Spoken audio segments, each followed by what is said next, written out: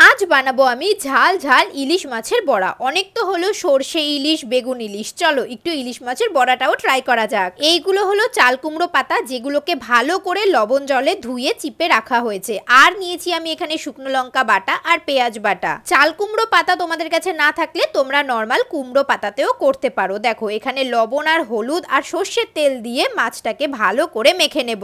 এই ইলিশ মাছের বড়াটা কিন্তু নর্মালি করা হয় নোনা ইলিশে, কিন্তু নোনা ইলিশ আমি আবার খুব একটা পছন্দ করি না বেশি লবণের জন্য। তার জন্য আমরা কিন্তু নর্মাল ইলিশে ইলিশ মাছের বড়াটা বানাই। বাই দ্য ওয়ে, তোমাদের কাদের কাদের বাড়িতে এরকম ভাবে ইলিশ মাছের বড়া করা হয় আমাকে কিন্তু অবশ্যই কমেন্ট করে জানিও। আর যদি এখনো পর্যন্ত কেউ এই বড়াটা বানিয়ে না খেয়ে থাকো তাহলে অবশ্যই বানাও। একটা পাত্রে পরিমাণ মতো শুকনো লঙ্কা বাটা আর পেঁয়াজ বাটা দিয়েছি। যে যতটা ঝাল খেতে পছন্দ করো সেরকম পরিমাণে শুকনো লঙ্কাটাকে বেটে নেবে। তারপরে পরিমাণ মতো লবণ, হলুদ আর সর্ষের তেল দিয়ে ভালো করে মশলাটাকে মেখে নিলাম। জানো তো এই পাতাটা আর মশলা দিয়েই আমার এক থালা গরম ভাত খাওয়া হয়ে যায়, কারণ এতটাই টেস্টি এটা খেতে। যারা নোনা ইলিশ খেতে পছন্দ করো না তারাও কিন্তু এইভাবে ইলিশ মাছের বড়া বানাতে পারবে নর্মাল ইলিশ দিয়ে। পাতাগুলো একটু ছোট ছোট, তাই আমি এখানে দুটো পাতা নিয়েছি। তোমাদের ওখানে বড় পাতা থাকলে তোমরা একটা পাতাতেই করে নিতে পারবে। এরপর পাতার মধ্যে অল্প একটু মশলা দিয়ে তার উপরে বসিয়ে দিলাম আমাদের ইলিশ মাছটাকে। দেন তারপরে আবার ইলিশ মাছের ওপরে ওই মশলাটা দিয়ে পাতাটাকে ভালো করে মুড়িয়ে নিলাম। তোমরা চাইলে এখানে পাতাটাকে দড়ি দিয়ে বাঁধতেও পারো, কিন্তু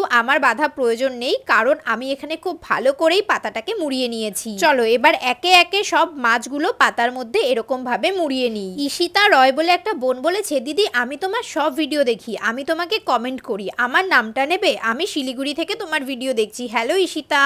বিজলি রয় বলে একটা দিদিভাই বলেছে, আমিও বাড়িতে এইভাবেই চাউমিন বানিয়ে খাই, খুব টেস্টি হয়, আমার নামটা নিয়ে। রত্না সাহা কমেন্ট করেছে, তোমার ভিডিও আমার খুব ভালো লাগে, বাংলাদেশ থেকে দেখছি। থ্যাংক ইউ সো মাচ দিদিভাই। এইদিকে আমি কিন্তু পরিমাণ মতো সর্ষের তেল দিয়ে দিয়েছি। তারপরে সর্ষের তেলের মধ্যে বড়াগুলোকে একে একে দিয়ে দিলাম।